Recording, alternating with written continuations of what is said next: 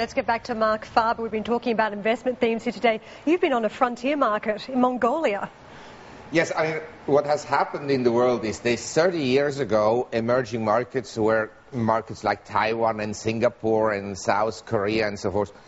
And today, these are developed economies, very modern economies. You can't talk about Singapore being an emerging economy.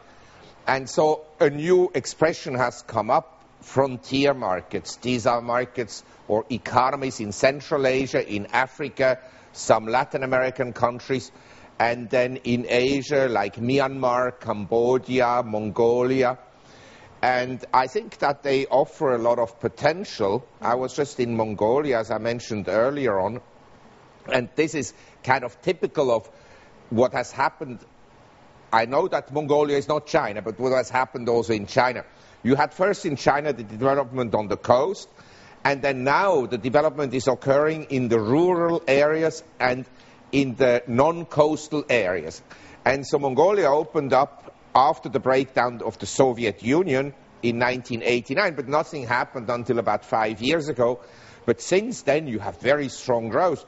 And I tell you, Mongolia has the potential to be the Saudi Arabia of Asia, because they only have 2.5 million people, is a huge landmass and very resource rich. I mean, unbelievable. They have in the Gobi Desert copper, gold, coal, and much more will be found in future.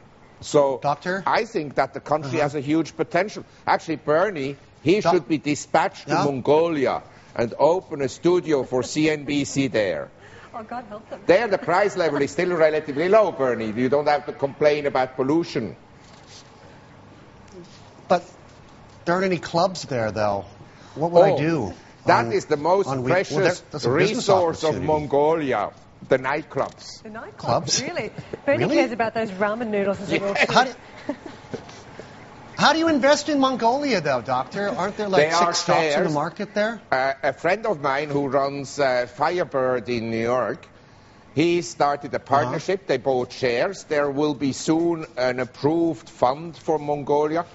And in my opinion, still a very good play is actually Ivanhoe Mines. Because I've just been on the Oyu Tolgoi mine. I mean, it's an incredibly impressive, I mean, it's like the 8th wonder in the world. And I shouldn't talk too much because I'm a director of Ivanhoe and a friend of Robert Friedland.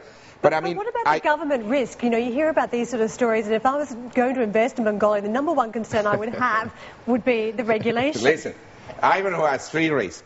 Mongolian risk, a risk of a collapse in the world's economy and all the commodity prices collapse.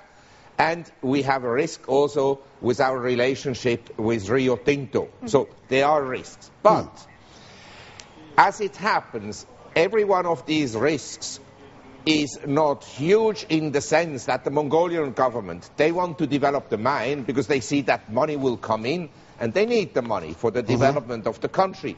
Rio Tinto is interested to develop the mine because obviously they want to enlarge their resource base and the supply of copper gold. And Ivanhoe wants to do it because they want to make money. So I think that the differences will all be ironed out over time. And I would imagine, and having seen the mine and having seen how expensive it is to build new mines, I tell you, if commodity prices go down, there's no new development occurring in the world because you need at least $2.50 copper price to induce people to look for copper. Doctor, when are you going to take Karen and myself? I've been on the back of a yak in Chengdu, and Karen's been on a horse, so we're actually one step ahead.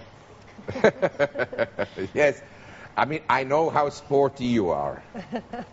Hey, before we let you go, can we have a theme?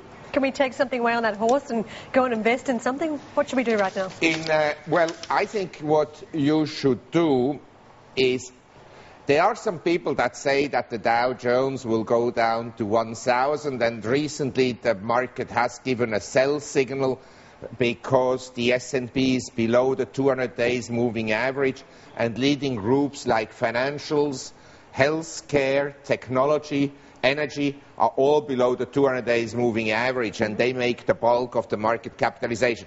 So I think what I said earlier in the year will probably have a further decline into like October, November. But I don't believe in Dow Jones below 1,000, because if the S&P drops, we're now say at 1,070. If we drop to around 950, 870, there'll be a massive renewed stimulus package, money printing like no tomorrow. And so I feel that the global economy may slow down, and I think it will slow down, particularly in the Western world, but that actually you're better off being in assets like commodities and equities than in 10 years government bonds and cash. At zero interest rates, cash is very dangerous. Okay. Well, it's been wonderful having you around the set today. We very much thank you very much your for time. having me. Thank you. Marc Faber, editor and publisher of the Gloom, Boom and Doom Report.